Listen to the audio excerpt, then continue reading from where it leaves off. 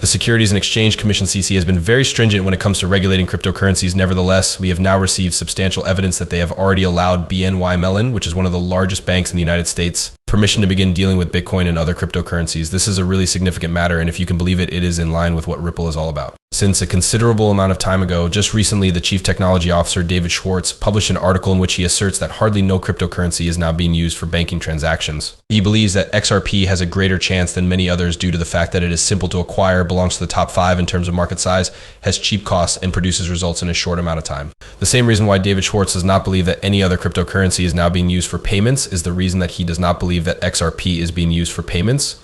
The Securities and Exchange Commission (SEC) has enacted rules that are not very clear. Rules are the only thing that is currently preventing cryptocurrency from being used, and it is possible that they will be the final thing. What is the one thing that will put a halt to the Securities and Exchange Commission (SEC) and initiate a fresh wave of institutional adoption? The most significant in our lifetime is the influx of trillions of dollars onto the chain. Due to the characteristics that it possesses, XRP is currently in a better position than the majority of these other cryptocurrencies. Both in terms of price and utilization, following the clarification of regulations, their litigation against the SEC is close to being resolved, which is a relief. The clarification that XRP requires from the government and the legal system will ultimately be provided by this. It is going to be a really significant event since it will be the very first asset in the history of the world to possess this. It is not a surprise to us that we require rules. We are aware of this fact. However, what is news is this jaw-dropping revelation that I briefly discussed in the video that I uploaded yesterday, Congresswoman Cynthia Lummis's. When it comes to moving forward with Bitcoin and cryptocurrency storage, different approvals or specific licenses needed, be sure to pay close attention because this is going to completely alter the game. In both houses of Congress, there has been an outbreak of bipartisanship. A good illustration of this is that FIT 21 was approved by the House with 71 Democrats voting in favor of it, and in May, we were able to remove SB 121 from the Senate with 60 votes. When it comes to a piece of legislation, obtaining 60 votes in the Senate is nearly as difficult as conquering Mount Everest. It is my opinion that both sides have a significant amount of interest in this matter. It is the intention of Bny Mellon to increase its involvement in the cryptocurrency custody industry. In my report, I failed to include this particular aspect, which could potentially have an impact on the SPDI at some point. While they were having some difficulties with staff accounting for both 121 and SAV 121, the SEC appears to have provided them with a means to move forward that is distinct from SAV 121 accounts. Moreover, as a component of this, the Federal Reserve would have been required to state that they did not have any objections to the Bny Mellon entering the business of storing digital assets. This is due to the fact that the Federal Reserve is in charge of the bank holding company that is owned by Bny Mellon. Should I also ask whether that makes sense? Is it going to be necessary for them to go through the steps necessary to obtain a BIT license from the state of New Brunswick? Is it possible that they are currently considering other options? What exactly is the Bny Mellon? Exactly, you are correct. In all likelihood, they will assert that the BIT license preempted the situation. It is important to note that this is very British and demonstrates that Wall Street is embracing new standards with the cooperation of regulatory agencies. However, it also demonstrates that the Securities and Exchange Commission (SEC) is corrupt, which is something that we are all aware of and has been going on for a very long time. As far as she is concerned, this action demonstrates a lack of ethical standards. It would have been the most ethical thing for the Securities and Exchange Commission to do to take it back when the votes in Congress voted to appeal SAB 101, but they did not do that.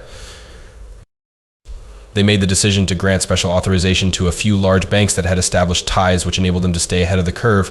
A better way to put it is that it is crooked and distorted. It is Gary Gendler's responsibility to safeguard all of his customers and guarantee that everyone, not just his cronies on Wall Street, is afforded equal opportunities. Taking this into consideration is still another reason why he is not suited to work and should be removed from the office. With that being stated, I continue to believe that this is incredibly encouraging news for the future. Since Matthew Mellon, the son of Bny Mellon and a banker, purchased about $1 billion worth of Ripple's XRP more than 6 years ago, cryptocurrency usage has increased, particularly for XRP at that time. The fact that Maxime de Guillauban is now employed by Ripple after having previously served as the head of digital asset goods at Bny Mellon is one of the most significant pieces of news. As far as we are aware, Ripple collaborates with all of the major central banks, trade fires, and financial institutions all around the world. When it comes to XRP, we observe the same thing. It is impossible for that to be the only explanation because there are far too many parallels every day. It would appear that BMR and Mellon are prepared for the launch of XRP, and they will be the first people in the United States to get their hands on cryptocurrency.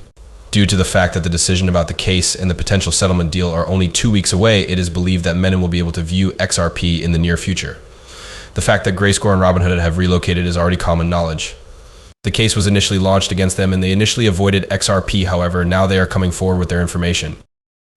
It is becoming increasingly quicker for banks to close their doors. It cannot be denied that the United States of America must act swiftly, but this is the reason why I am so enthusiastic about the upcoming bull market in cryptocurrency.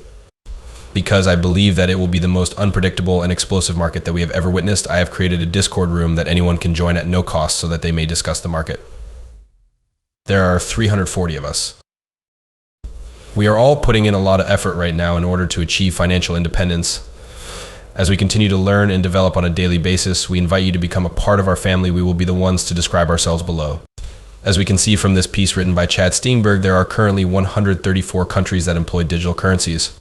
As stated in this post this is really encouraging news for anyone who are interested in making the transition from analog to digital, from cash to cryptocurrency, and from banks to CBDCs. According to what I mentioned in my earlier videos, this document from Citibank provides evidence that supports my assertions regarding the big reset that is taking place at the moment, which presents an excellent opportunity for you to achieve financial independence. The documents that support what I have stated are presented here. Changes will occur in the banking market as a result of the BRICS shared cryptocurrency. SDRs and coins that have been confirmed will serve as the foundation for it. The news is really extremely significant. Additionally, the strength of this claim is increased by the talk that was given. We will witness the demise of the destruction banks as a result of the CEO of Tethes announcing that CBDCs will continue to exist. However, I have a question for you, Paolo, regarding CBDCs, which are classified as digital currencies that are issued by central banks. Many individuals are of the opinion that stablecoins will continue to expand until there is a CBDC based on the US dollar. Share your views with me regarding the ways in which you believe stablecoins and CBDCs will interact with one another. Have you come to the conclusion that one will take the place of the other, or that they will coexist? To what extent do you believe that CBDCs have not yet reached the point where they are extensively utilized, particularly in emerging markets? To tell you the truth, I believe that when the time comes, those who reside in developing economies will continue to hunt for a trustworthy currency that is not their own. The likelihood of such happening is low. Bills that would prevent the government or the Federal Reserve from establishing a CBDC are being pushed for passage by a number of organizations in the United States, including both Democrats and Republicans. This is an extremely frightening prospect, particularly if it originates from a country as powerful as the United States. Beginning on that day, the government and the central bank would have the ability to view each and every transaction that was carried out by any individual. If you use a credit card to purchase coffee in today's world, the transaction is between you and the financial institution or business that issued you the debit card from the beginning. Every purchase that you make with a CBDC, on the other hand, is subject to direct scrutiny from both the central bank and the government. Then, to put it another way, it's almost like a method for geolocating people, determining their precise routines, and possibly even controlling them. That is extremely terrifying. I believe that it will not occur in the near future, at least not in the United States of America. Despite the fact that Europe is discussing the possibility of a digital euro, it will only be able to store a maximum of 5,000 euros in each pocket, and it will only be utilized in very particular circumstances. As a result, a CBDC has the potential to eliminate banks, do you know? The growth of cryptocurrency with real-world use cases for payments is confirmed by this mic drop interview with the CEO of Tether, which confirms the irreversible shift that has taken place in our monetary